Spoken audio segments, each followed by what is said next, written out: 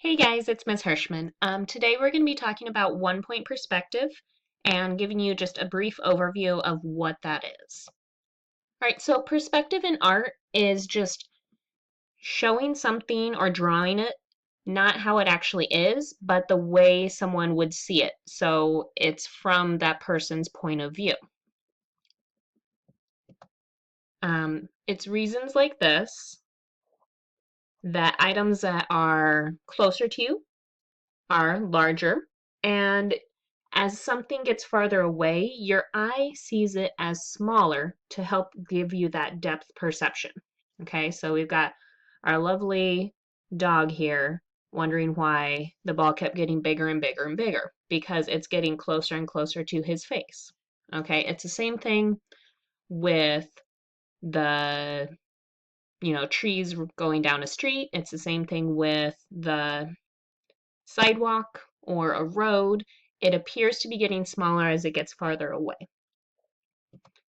All right, in perspective, when we're drawing, there are a few really key vocab words that we need to know. The first is the horizon line.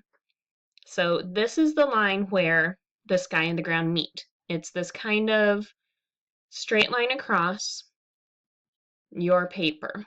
It can also be the eye level for the person that is viewing this. All right, the next word that you need to really know is vanishing point. The vanishing point is where any of those parallel lines look like they're going to converge back somewhere far away in space. Okay, so the vanishing point is always on the horizon line. It can be over here on the horizon line, it can move over to the left, but it's on the horizon line. However, when we're thinking about the lines going to the vanishing point, think about things like railroad tracks or the sidewalk or a road. As it's going back in space, your eye sees it as getting closer and closer and closer together. We know that railroad tracks or a road or a sidewalk, they don't actually meet their parallel lines. However, our eye distorts our vision so that we can understand how far away something is and see it as going off into the distance.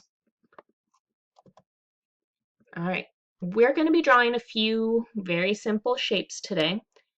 You have probably done this since maybe even elementary school, up through middle school, and drew things like boxes or letters or different things like that.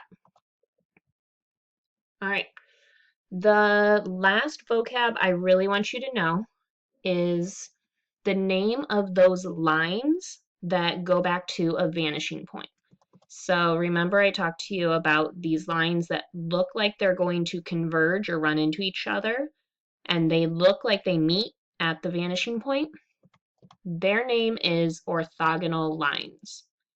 Okay, they create the sides of an object, and if you draw them the whole way through, they would actually go right to the vanishing point every single time. Okay?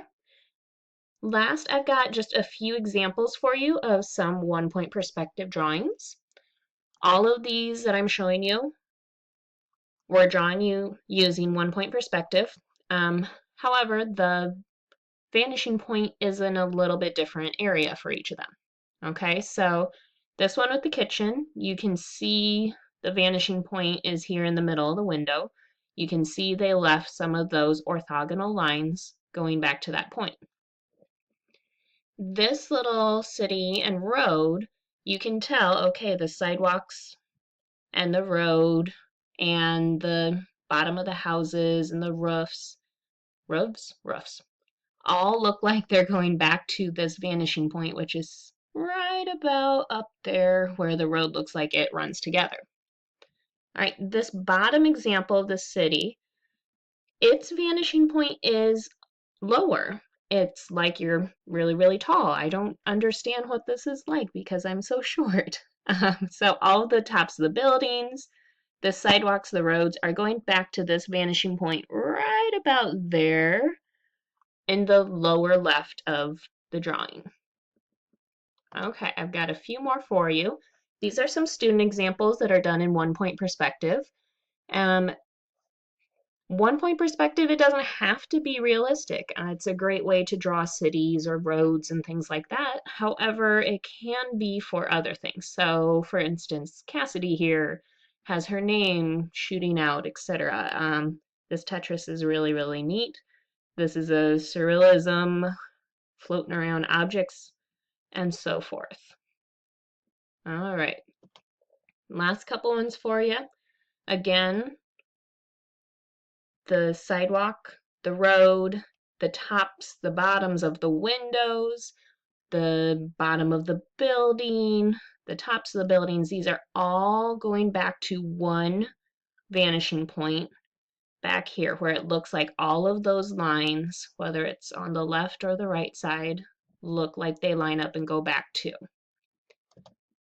All right, again, same thing. This is inside of a cathedral or something, it looks like.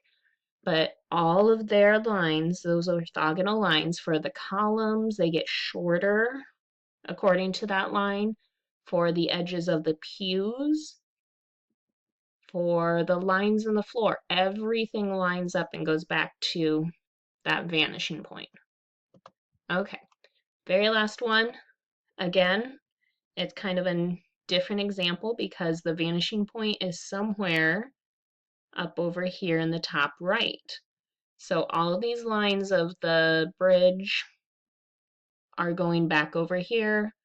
The lines, the edges of the sidewalk are going back over there as well, and so on and so forth. Okay, that is your very basic overview and introduction to 1-point perspective. Go ahead, get this step checked off, and start your next step. Bye, guys.